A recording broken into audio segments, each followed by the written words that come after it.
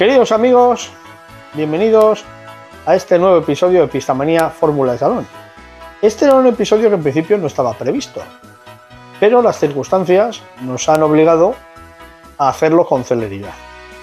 Lo primero, agradeceros a todos los que habéis visualizado el episodio 152, que es en el que se hacía la comparación del Ford Puma con el Hyundai i20 y el Ford RS200.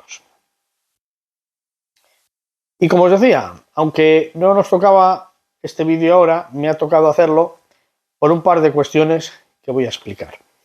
Bueno, y estas cuestiones que tengo que explicar, pues la primera es que uno de los seguidores del canal, el compañero Andrés, desde Melilla, nos decía que era muy curiosa en el vídeo la disparidad de opiniones con el vídeo que otro fabricante de contenido ha hecho al respecto de este coche. Entonces, pues bueno, vi aquel vídeo y la verdad es que debo deciros que se está llenando este mundillo de dogmas de fe. ¿Qué es un dogma de fe? Algo que parece que es una verdad absoluta.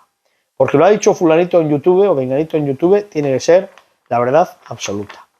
Y eso no es así. Ni siquiera muchas veces lo que planteamos en nuestro canal. Y eso que nosotros tratamos de hacer una demostración empírica de lo que decimos. ¿Qué quiere decir empírica? Que sea demostrable. Porque una cosa es decir, no, es mi sensación. Pero la sensación de una persona es subjetiva siempre. Entonces, cuando es una sensación y realmente se hace una sensación, no se debe elevar el tono, como se ven en estos vídeos, que al final poco menos que cierto fabricante, bueno, en este caso Scalestri, tiene que pedir perdón por haber sacado este coche a este individuo. O sea, no, las cosas no son así. Creo que hay que distinguir entre lo que es una opinión personal y lo que ya son palabras mayores, o lo que se puede demostrar empíricamente. Estas opiniones que vertemos en nuestros vídeos, entre ellos este servidor, pues no deben de ser tomadas como dogmas de fe, como os iba diciendo, más que nada porque hay que tratar de, cuando se tiene una sensación, intentar saber cuál es la causa y llegar al fondo del problema para que el resto de la gente no se lleve a engaño. Y como os iba diciendo, es muy difícil el que cualquier prueba que hacemos nosotros, esto cuando llega ese coche, ese modelo o lo que sea y lo intentáis reproducir o replicar en vuestros domicilios, vuestros clubs, pues claro, hay una cosa que se llaman factores variables. Y los factores variables pues muchas veces son tan grandes que no se pueden reproducir con la exactitud, bueno, ni con la relatividad, porque todo eso, claro, es muy relativo y es algo que hay que tener mucho en cuenta, sobre todo este dato o este apunte, la relatividad de las cosas. Imaginaos una prueba que nosotros hemos hecho de este coche y la hemos presentado en un tramo de rally. El piloto siempre ha sido el mismo, el mando ha sido el mismo, la temperatura ha sido la misma, el tramo ha sido el mismo, pero a pesar de todo, ese coche en ese tramo se comporta de una manera. Si el tramo a lo mejor hubiera sido de otra forma, quizás los resultados hubieran sido diferentes. No se puede hacer, por tanto, un dogma de fe de decir, oh, qué bien iba el Puma, va maravilloso.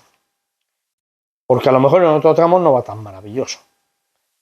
Pero lo que sí que, tras hacer pruebas y hacer pruebas en diferentes tramos que no hemos mostrado, sí que vemos que estos datos que os hemos mostrado se corresponden a una lógica que se va repitiendo. Lo que también hay que tener en cuenta es que cuando un coche tiene un problema de diseño, el coche no va a ir bien, de ninguna manera, porque hay un problema de diseño. Y hay que distinguir y aprender a diferenciar entre lo que es un problema de diseño y un defecto de fabricación. Y un defecto de fabricación lo tenemos no solo en los coches de Scalestri, lo tenemos en nuestros coches reales. Para eso nos dan las garantías. ¿Por qué?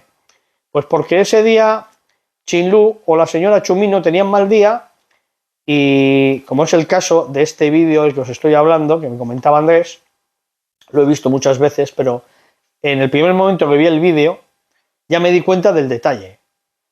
Tiene las llantas traseras dobladas, están excéntricas y con unas llantas excéntricas el coche tiene que dar saltos. Evidentemente con el imán este problema se amortigua, pero una vez que se le quita el imán el coche salta, bueno, pues claro, tiene que saltar, lógicamente, tiene que rebotar. Uno de los Pumas, como ya os comentaba yo, se pegaba muchos saltos y tenía una rueda trasera pues doblada, una llanta, perdón. Y al estar la llanta doblada, queda excéntrica y el coche va dando saltos. Entonces, esto no es decir, no se puede decir, oh, es que cómo se les ocurre a Scalextric sacar tal o cual, es que tamaña cosa y luego encima diciendo es que es competición. No, bueno, lo que hay que hacer en un caso de estos, sobre todo cuando se va a hacer contenido, es avisar, bueno, y no solo cuando se va a hacer contenido, esto ya sabéis que yo os lo digo muchas veces. Cuando uno compra un coche y ese coche tiene un defecto de fabricación, que no de diseño, de fabricación, es decir, viene una llanta torcida, viene el chasis doblado, viene pues, algo que no debería de ser. ¿Por qué? Pues porque han metido en la cadena un componente de mala calidad. Evidentemente, si ha salido la llanta de la máquina inyectadora, no se ha enfriado lo suficiente y el cuello está un poquito desplazado, esto Chun-Li o la señora Chumino no lo ven a simple vista. Aquellas lo ponen en la pinza, hace apreciación la pinza, hace así, mete las llantas en el eje, lo montan en el coche y ahí se queda. Eso no lo va a ver más que el cliente final, en este caso vosotros. Y cuando os pase esto, que es lo que yo estaba diciendo, y lo digo siempre en todos los medios, tenéis que ejecutar la garantía, que para eso es. Y además, el fabricante os lo va a agradecer, porque es la mejor manera de enterarse cómo llega el producto al cliente. Evidentemente, no se pueden poner a revisar 1000 coches, esto encarecería muchísimo el producto. Entonces, claro, hay unas pautas a la hora de hacer cualquier montaje y después, pues dentro de estas pautas va a haber algunos pues, que van a pasar estas cosas. Igual que las trencillas vienen puestas de aquella manera, torcidas, igual que algunas veces cuando han metido la guía han doblado una de las pletinas. Esto pasa. Pero no es un defecto de diseño del coche. Esto es un fallo en la cadena de producción. Un fallo en la cadena de producción, no es un defecto de diseño. Y esto hay que dejarlo claro. Y no se puede salir haciendo un vídeo y decir que defecto de diseño, pero ¿cómo se le ocurre a Scalextric sacarte semejante cosa? Y además compararlo con un coche Revoslot y un coche Slotted y un un SRC, que son coches enfocados a la competición. Pues como comparar, yo qué sé, pues, ¿qué os voy a decir? Un Ligier de estos de 50 centímetros cúbicos con un Porsche Carrera. No tiene nada que ver. No tiene nada que ver. Ni la calidad de acabados, ni el destino al que va, ni el precio del producto. No tiene nada que ver. Bueno, como os iba diciendo, seguimos. Cuando algo funciona mal, funciona mal. Aquí no hay medias tintas. Como dice el amigo Juanma, te puede coincidir que te encuentres con una turbocastaña, y una turbocastaña es una turbocastaña. Siempre. Claro, cuando te pasa esto, porque hay una pieza defectuosa, entonces produce un comportamiento errático del coche, ya no es una turbocastaña. Hombre, porque eso te ha pasado a ti.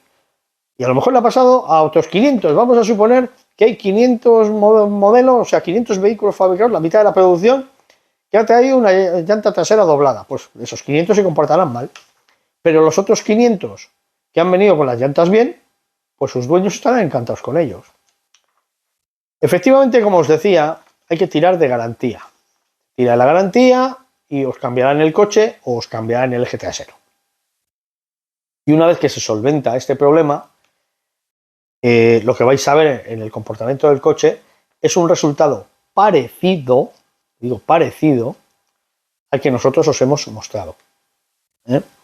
Y no tiene por qué tener allá mayor problema. Luego unos somos mejores o peores con el mando.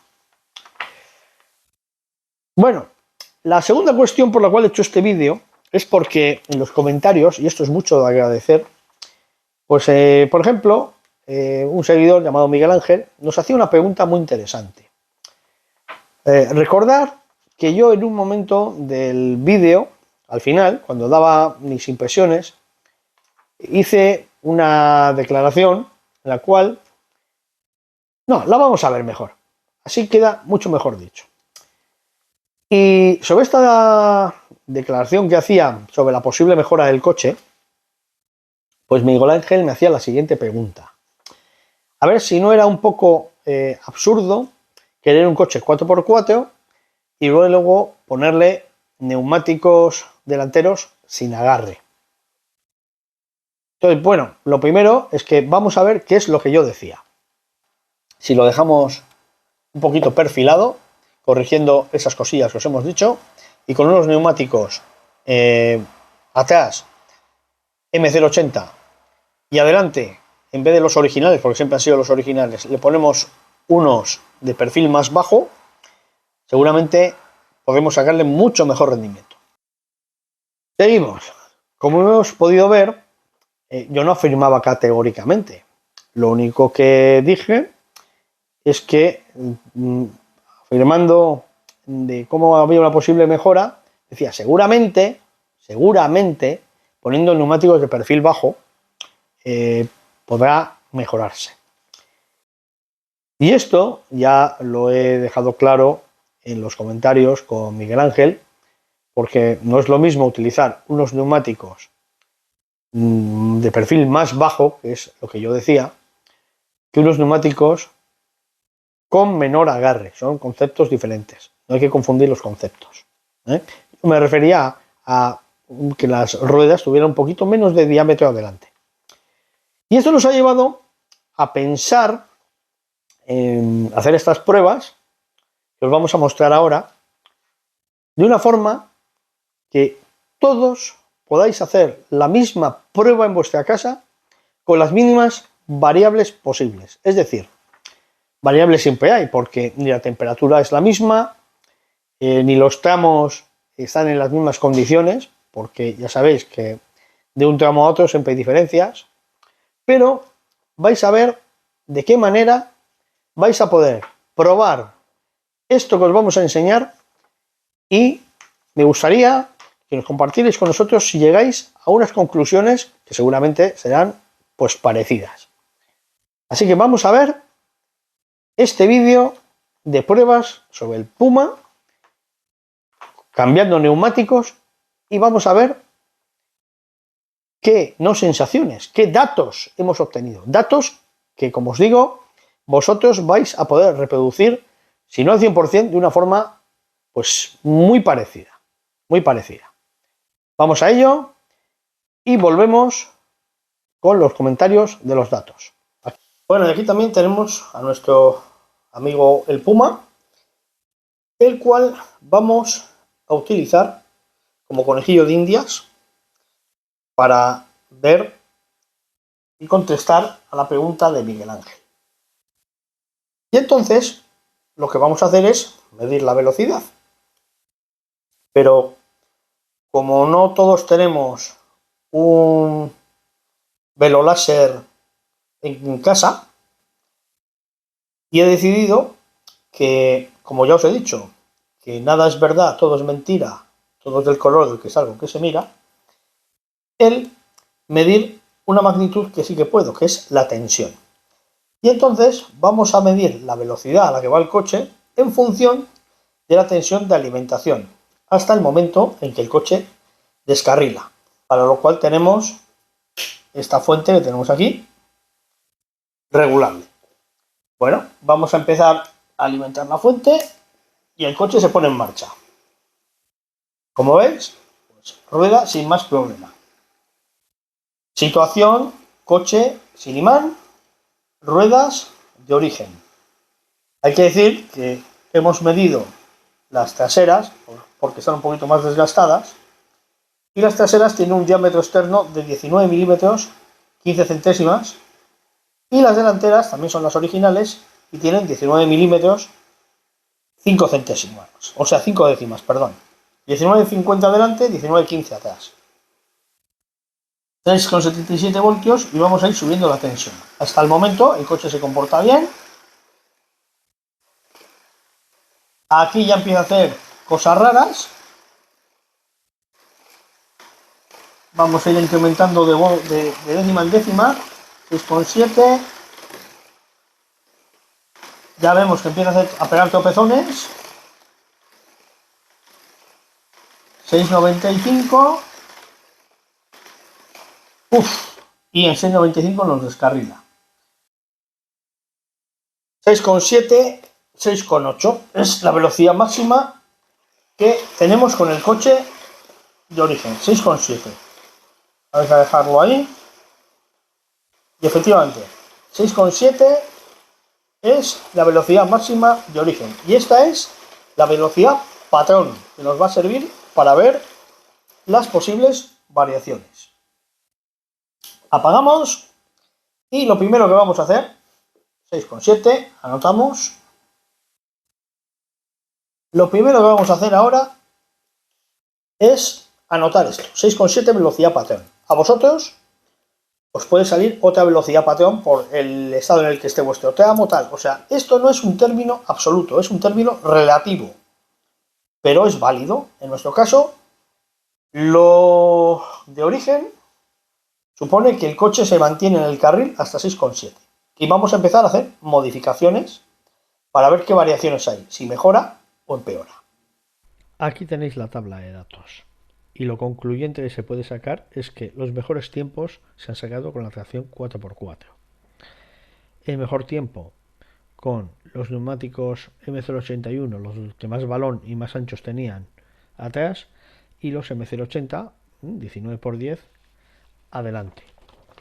Mientras que la opción que yo daba, los de perfil bajo, han quedado relegados al cuarto puesto. También podemos ver que todas las pruebas que se han hecho solo con tracción trasera, pues han quedado prácticamente las últimas, menos un caso, justamente en el que tenemos los neumáticos de perfil bajo montados delante y los M080 de diámetro normal, 19,2, montados detrás.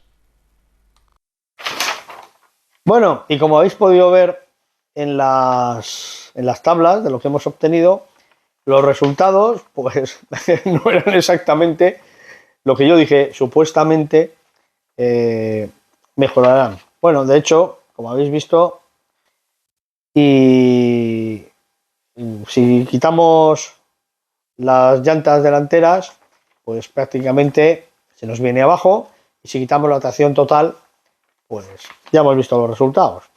Que nasty, es plasti. Entonces, ¿qué quiere decir esto? ¿Qué podemos sacar de todos estos datos? Evidentemente, la tracción sirve de algo. La tracción sirve de algo. Y prácticamente, pues el mejor resultado lo habéis visto, ¿no? Que eran con unos neumáticos súper más anchos, 1 milímetro más anchos atrás y más altos, más balón, y los neumáticos con los que habíamos hecho la prueba en el vídeo anterior, atrás, los hemos puesto adelante y traccionaban mejor que los originales y han sacado la máxima velocidad, ya sabéis, en voltios, 780 voltios. Bueno, pues como os he dicho, estos datos vosotros podéis repetir las pruebas y hacéis vuestra lista y más o menos, como digo, más o menos, no tienen por qué coincidir ni en los valores, porque siempre hay una serie de variantes que son la temperatura, el estado de vuestra pista, pero hemos bajado las variantes a las mínimas. Y bueno, los datos están aquí. Esto es una demostración empírica de las cosas. Y no hay un comportamiento... Hombre, se ve que el coche empieza a saltar cuando ya llega a la curva, empieza a perder la zaga, recupera, pierde, recupera, pues eso es normal, pega latigazos, no hay diferencial y el coche salta. Pero este vehículo que hemos probado no tiene las ruedas traseras como una excéntrica y se comporta, va dando vueltas de una forma dócil hasta que llega a la velocidad máxima donde se pierde el control. Así que bueno, os emplazo a que hagáis esta prueba con este coche, pero sobre todo, por favor, verificad que tenéis las llantas que giran redondas, que no están como una excéntrica, porque si no el coche saltará. Y si tenéis las llantas excéntricas, insisto, ejecutar la garantía, que el fabricante os lo va a agradecer, porque es la única manera que tiene de controlar cómo se ha hecho el montaje de sus vehículos. Y esto sois vosotros los que vais a dar la mano arriba, y no la mano arriba del vídeo, que eso también, recordar, en manita arriba, suscribirse si no te has suscrito, y así hacer que continuemos con vídeos interesantes. Este ha sido un poco diferente de lo que estamos acostumbrados, pero espero que haya sido también de vuestro agrado. Ya sabéis, resultados reales, nada de sensaciones subjetivas. Nos vemos pronto.